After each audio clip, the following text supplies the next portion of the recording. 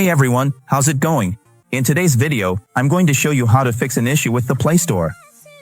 If you're trying to find the Play Store in your apps and it's not showing up, it's not activated, and you can't download your apps or use the Play Store on your TV box. This is a quick and simple video to help you activate your Play Store. I'm going to show you step by step how to do the procedure.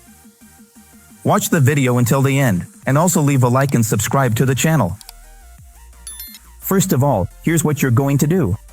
You're going to go into Settings, right? That's Settings on your TV box. And after that, you're going to scroll down to Apps. You click on Apps. In Apps, it will show both system apps and installed apps on your TV box. You're going to scroll down to System Apps, which are the apps that already come with the TV box. Normally, you can only disable or enable them. You can't uninstall these apps. They're the default apps on your TV box, the system apps, and you're going to look for the Play Store.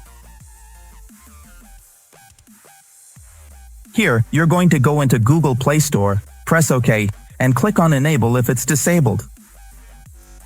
You're going to click on Enable here. It will then prompt you to press OK on the screen. Press OK and go back to the home screen.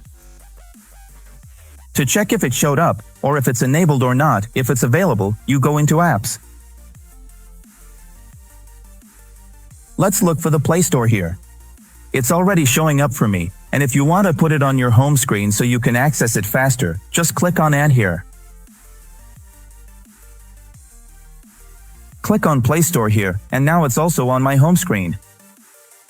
I'm going to click to open the Play Store so you can see that it's working now after being enabled. The Play Store is now working and enabled. So that's it, guys. If you haven't subscribed to the channel yet, make sure to subscribe, turn on the notification bell, and leave your comment below.